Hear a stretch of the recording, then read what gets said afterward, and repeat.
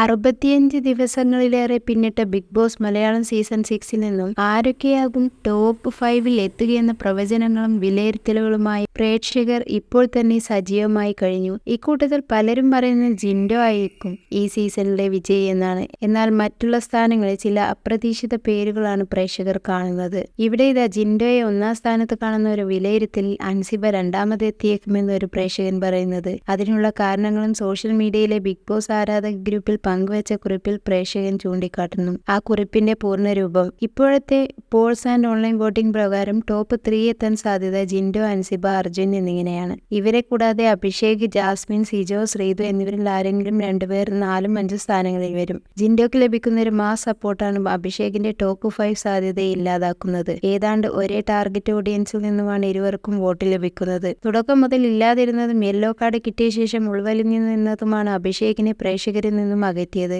ഇറങ്ങി കളിക്കുകയാണെങ്കിൽ ജിൻഡോയേക്കാൾ അർഹത ഉള്ള വ്യക്തിയാണ് അഭിഷേക് ശ്രീകുമാർ. അൻസിബയുടെ മുന്നേറ്റമാണ് ജാസ്മിന്റെ ടോപ്പ് 3-ലേക്കുള്ള പ്രവേശനത്തിന് തടയിടുന്നത്.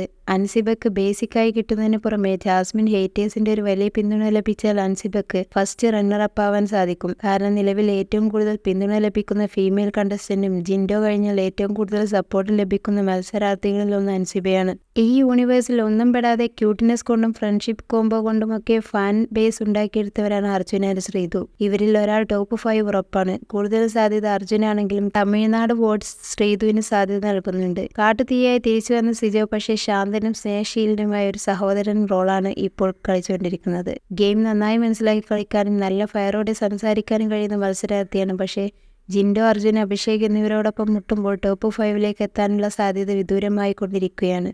ജാസ്മിൻ ജബ്രി കോംബോ ഇല്ലായിരുന്നെങ്കിൽ ജിൻഡോയുമായി നല്ല ടൈറ്റ് മത്സരം നടത്താനും കപ്പടിക്കാൻ സാധ്യതയുണ്ടെന്നും പറയുമായിരുന്നു. അൻസിബക്കും അഭിഷേകിനുമൊപ്പം സിജോ, ശ്രീതു മുന്നേറിയാൽ ജാസ്മിന്റെ ടോപ്പ് 5 സാധ്യത മങ്ങും. നിലവിൽ അഭിഷേക് മുന്നേറുന്ന അവസ്ഥയാണ്. അങ്ങനെയാണെങ്കിൽ 5ാം സ്ഥാനത്തിനു വേണ്ടി ജാസ്മിൻ, സിജോ, ശ്രീതു എന്നിവർ തമ്മിലുള്ള മത്സരങ്ങൾ കാണാം. കൂടുതൽ സിനിമാ വാർത്തകൾക്ക് ഈ യൂട്യൂബ് ചാനൽ സബ്സ്ക്രൈബ് ചെയ്യുക. ഒപ്പം ബെല്ലൈക്കൺ ഇനേബിൾ ചെയ്യാനും മറക്കരുത്.